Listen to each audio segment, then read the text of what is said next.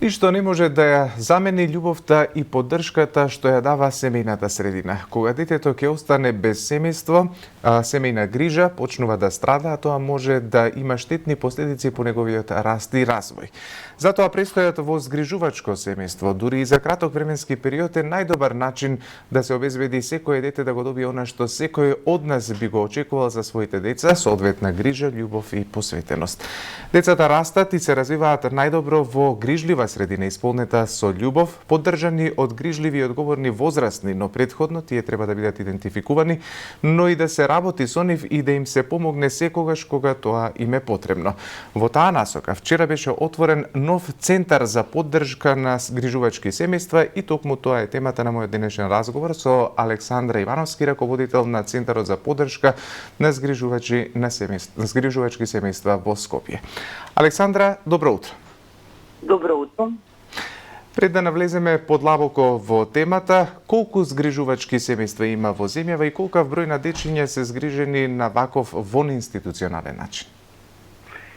Па точната бројка сега не е позната, но мислам дека околу 300 згрижувачки семејства и околу 500 лица кои што се сместени во оваа форма. Со тоа што во згрижувачките семејства, освен деца кои се во најголем број сместени во згрижувачки семејства, се сместуваат и возрастни лица кои што експресивни на потреба да бидат заштитени. Во рамките на Центарот за поддршка на СРД-ова, кој што опфаќа еден Скопски османски регион, потоа Вардарскиот регион и југоисточниот регион, поддржуваме во моментот и имаме евиденција дека постојат 64 згрижувачки семејства во кои што се сместени вкупно 150 деца. Кој се може да згрижи дете? Какви се условите кои треба да ги исполнат идните, да речеме, заменски родители? Дали по идентификацијата на ваквите семејства со нив се спроведува определена обука и едукација? Така. Да, постојат точно прецизирани критериуми кои што се однесуваат на тоа кој се може да биде згрижувач.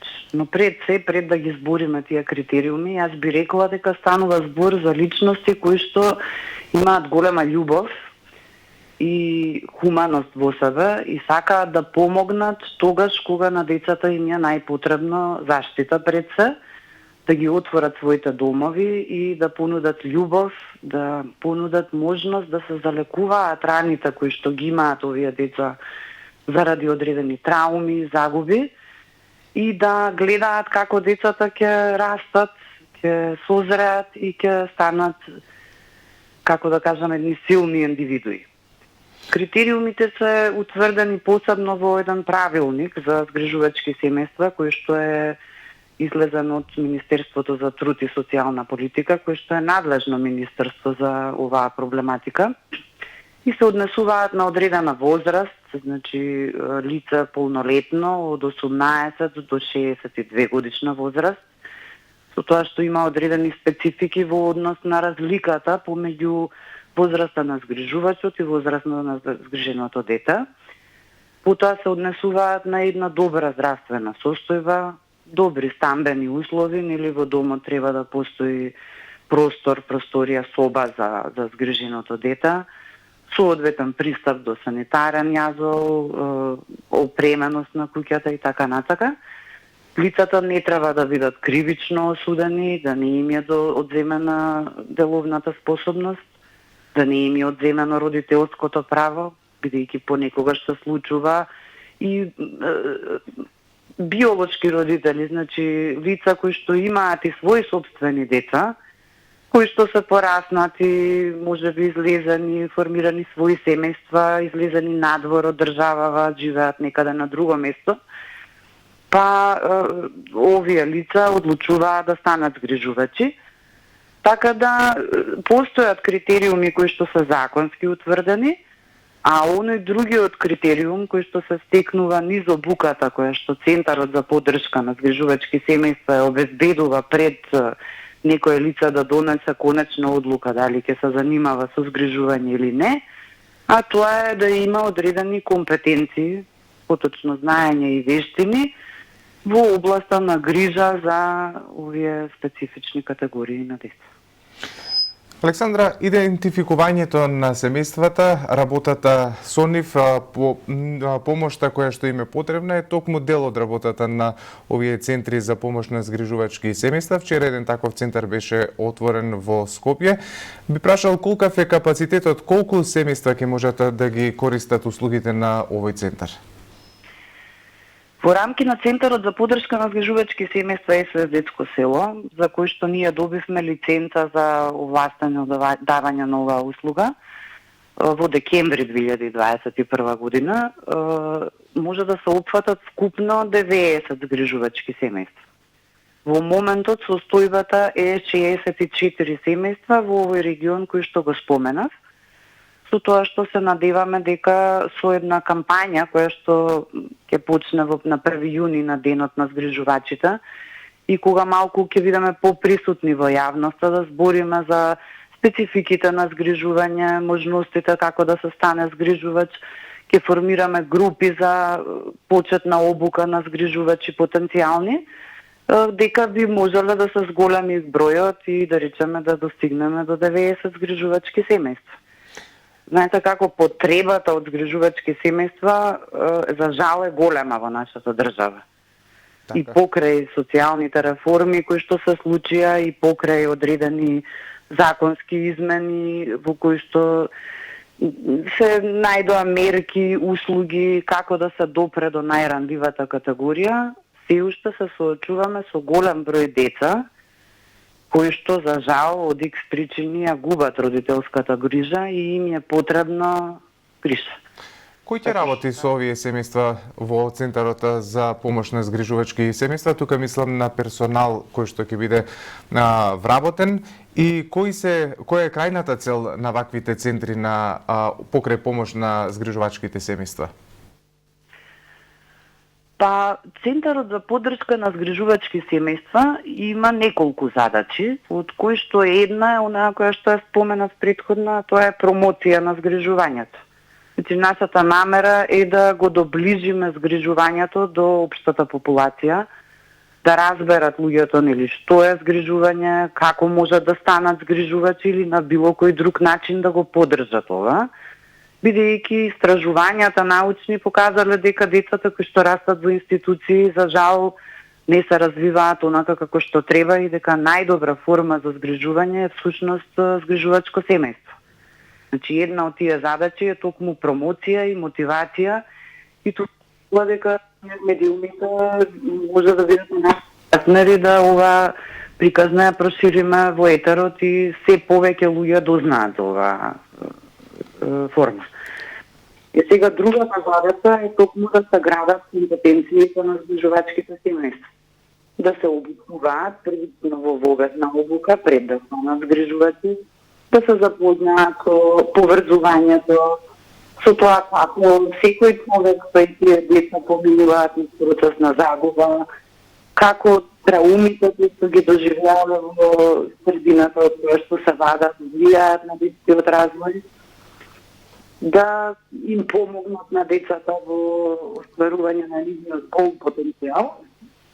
И тековно, значи, секакви видови на поддршка и помош кои што им се потребни. Од советодавна работа, на организирање на групи за само помош, тековни обуки зависно од потребите, обезбедување можеби на некаква материјална поддршка, доколку е тоа потребно. Секако во соработка со центрите за социјална работа, бидејќи тие исто така се надлежни во однос на децата како старатели нивни. Така да ние на некој начин сме una алка која што досега недостасуваше во нашиот систем и искрено мислам дека ќе направиме промена и во животите на згрижувачите, но пред се во животите на децата. Така, кој е според вашето се разбира досегашно искуство, можеби најголемиот проблем кога во прашање се овие дечиња и што е она што итно треба да се направи да преземе државата, да речеме? Па јас се одговорам на ова прашање, би сакала уште еднаш да потенцирам дека најважната задача на професионалците кои што работат во ова поле на заштита на деца, е да ја спречат злоупотребата и запоставувањето на децата. За жал, како што истакна, во нашето општество се оваа проблематика е застапена и не е во целост искорената. И би рекла дека не постои општество, држава, каде што ова е во целост искорената. Тогаш кога децата не може да растат во сопственото семејство, потребно е друго семејство кој што ќе исполни своите потреби.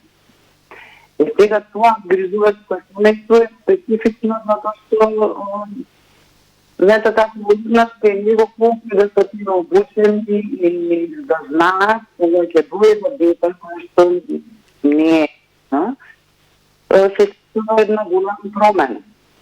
Промена во нивните живот, промена во својата околина, промена во учењето.